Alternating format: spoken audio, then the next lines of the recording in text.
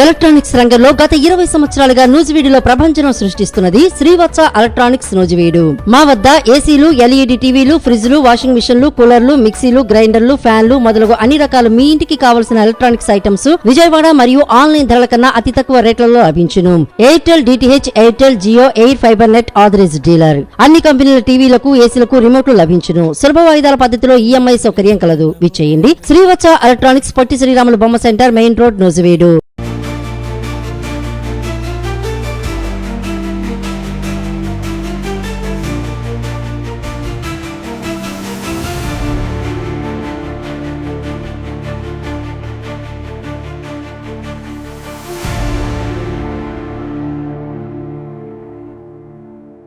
Hyderabad metro విస్తరణపై కేంద్ర రాష్ట్ర కీలక చర్చలు. వేగంగా అనుమతులు ఇవ్వాలని అభ్యర్థన.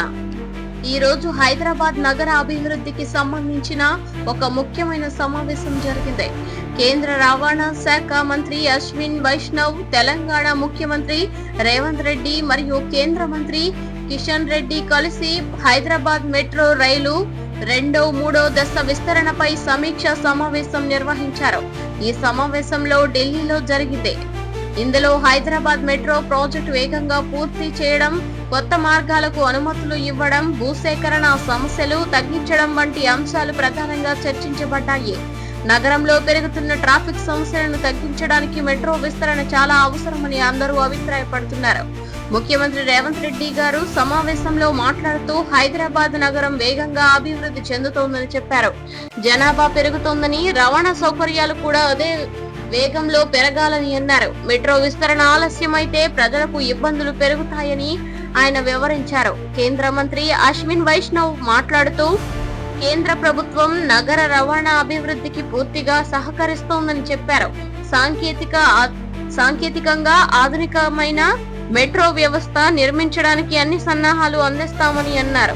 ప్రాజెక్టులో పారదర్శకత మరియు వేగం ముఖ్యమని అన్నారు.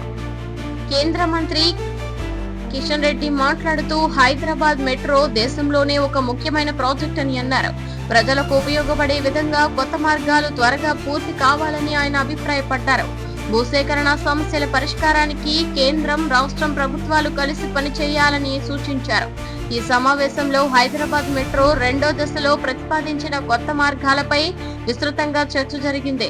ముఖ్యంగా విమానాశ్రయం నుండి నగరం మధ్య ప్రాంతాలకు కనెక్టివిటీ పెంచే మార్గాలు, ఐటీ కారిడార్ విస్తరణ మరియు శివారు ప్రాంతాలకు మెట్రో సౌకర్యం కల్పించడం ప్రధాన అంశంగా ఉన్నాయి.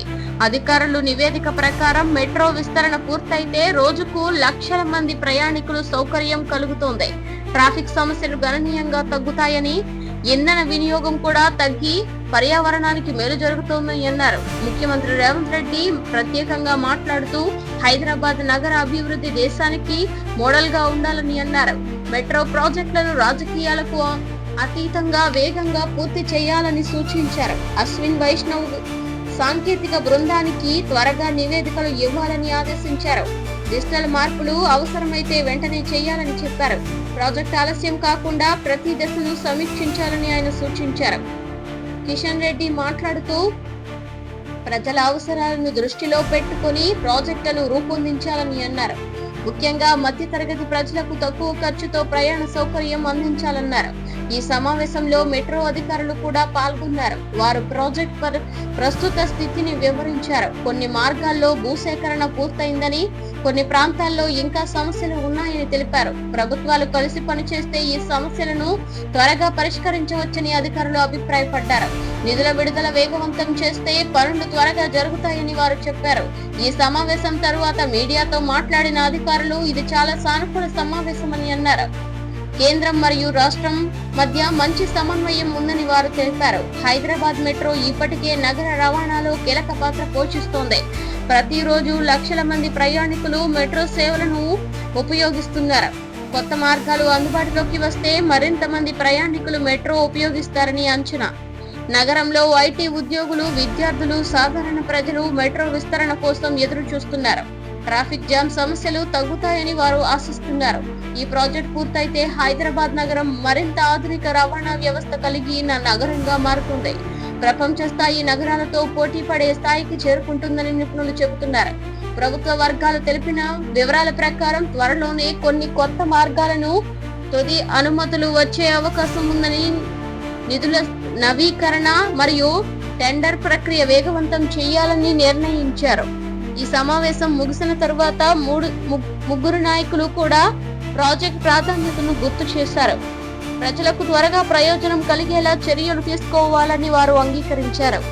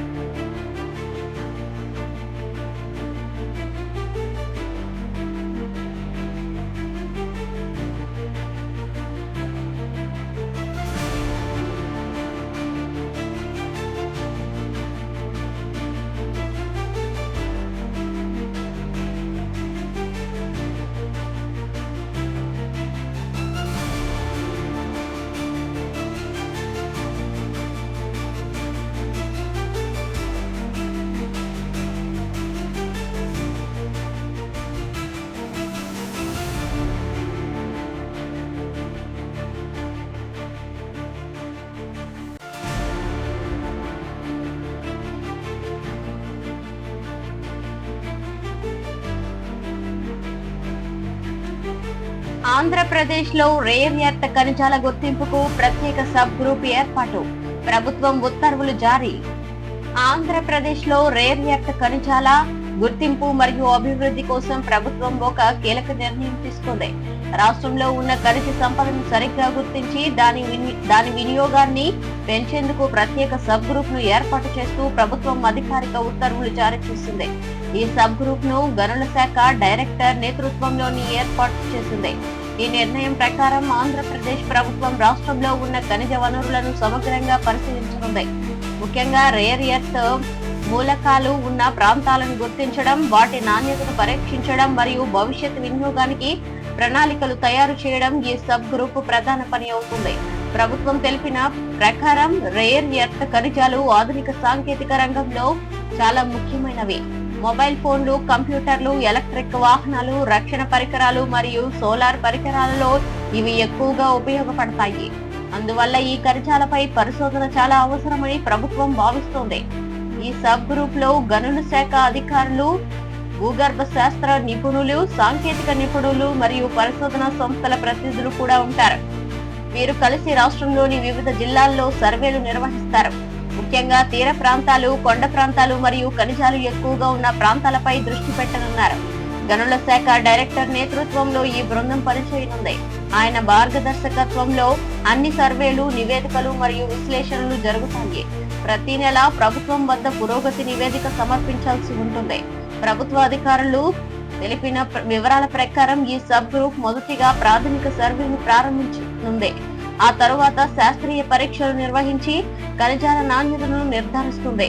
అవసరమైతే డ్రిల్లింగ్ మరియు శాంపిల్ కలెక్షన్ కూడా చేస్తారు. ఆంధ్రప్రదేశ్ లో కొన్ని జిల్లాల్లో రేర్ ఎర్త్ మూలంకాలు ఉండే అవకాశం ఉందని గతంలో కొన్ని పరిశోధనలు సూచించాయి.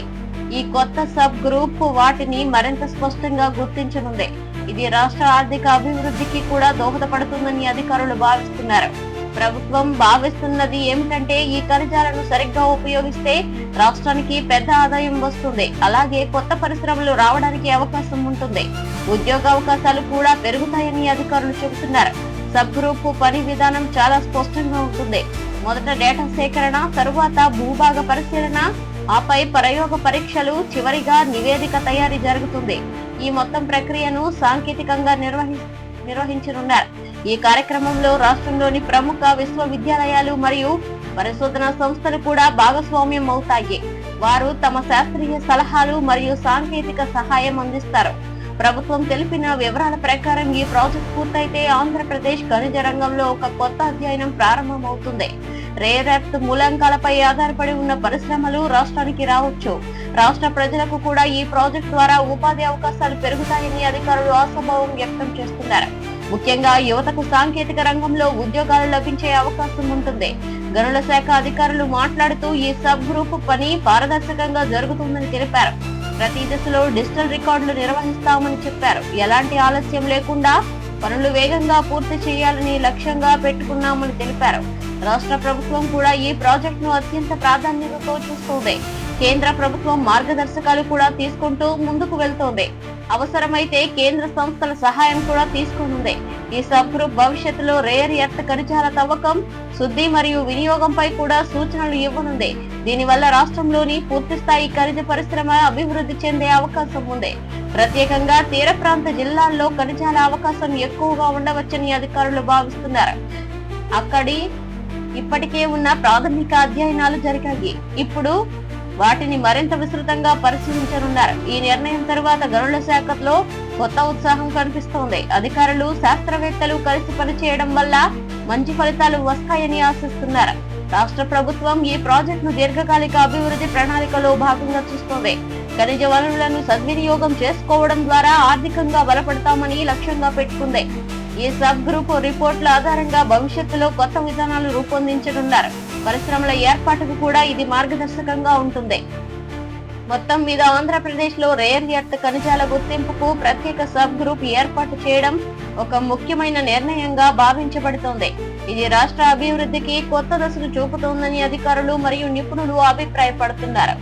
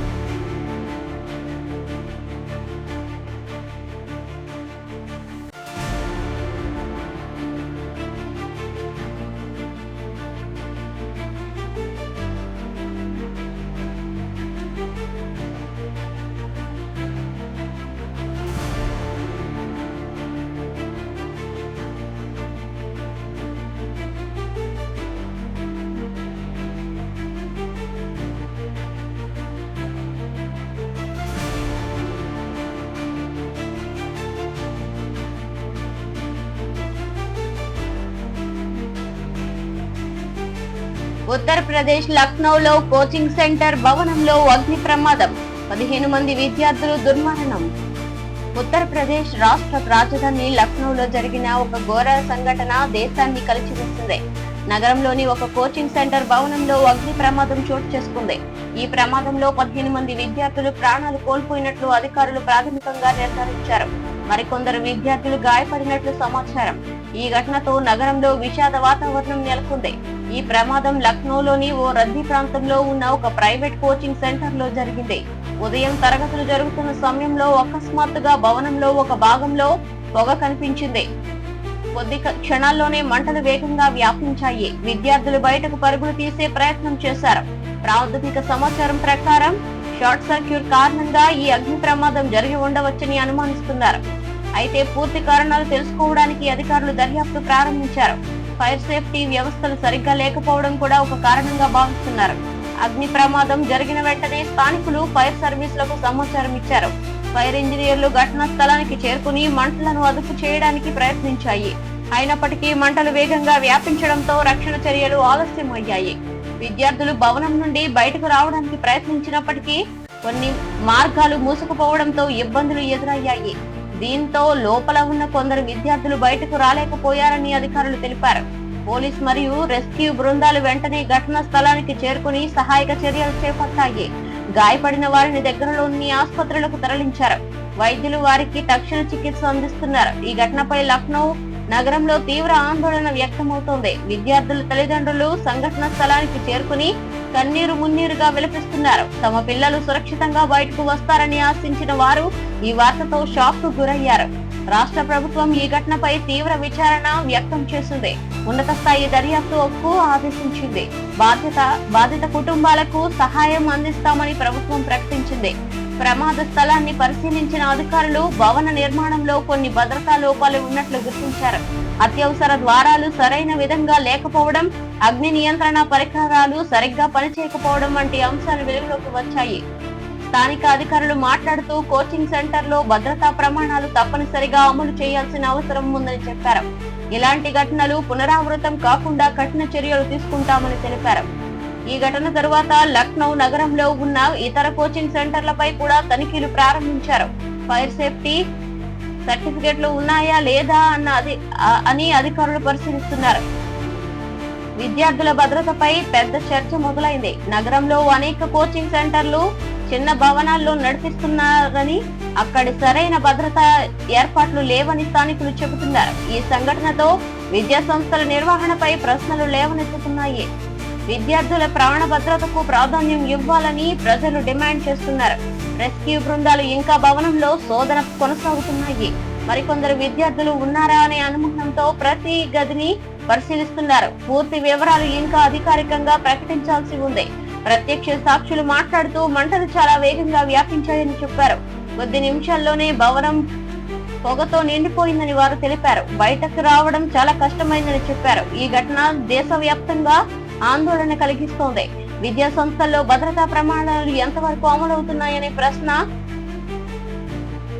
ప్రభుత్వం భవిష్యత్తులో ఇలాంటి ఘటనలు జరగకుండా కొత్త మార్గదర్శకాలు తీసుకురావాలని భావిస్తుంది. అన్ని కోచింగ్ సెంటర్లకు తప్పనిసరిగా ఫైర్ యాడిట్ చేయాలని సూచనలు జారీ చేసింది. లక్నోలోని ఆసుపత్రుల్లో గాయపడిన విద్యార్థులకు చికిత్స కొనసాగుతోంది. కొందరి పరిస్థితి స్థిరంగా ఉన్నట్లు వైద్యులు తెలిపారు. ఈ ఘటనతో నగర ప్రజలు తీవ్ర దిగ్భ్రాంతికి గురయ్యారు. విద్యార్థుల భవిష్యత్తు ఇలా ముగియడం చాలా బాధాకరమని ప్రజలు చెబుతున్నారు. పోలీసులు కేసు నమోదు చేసి దర్యాప్తు ప్రారంభించారు. భవన యజమాని మరియు కోచింగ్ సెంటర్ నిర్వాహకులపై విచారణ జరుగుతోంది. ఈ దర్యాప్తులో భద్రతా నియమాలు పాటించలేదా అనే అంశంపై ప్రధానంగా పరిశీలిస్తున్నారు. నిర్లక్ష్యం ఉంటే కఠిన చర్యలు తీసుకుంటామని అధికారులు తెలిపారు. ఈ ఘటన తరువాత విద్యార్థుల కుటుంబాలు న్యాయం కోరుతున్నాయి.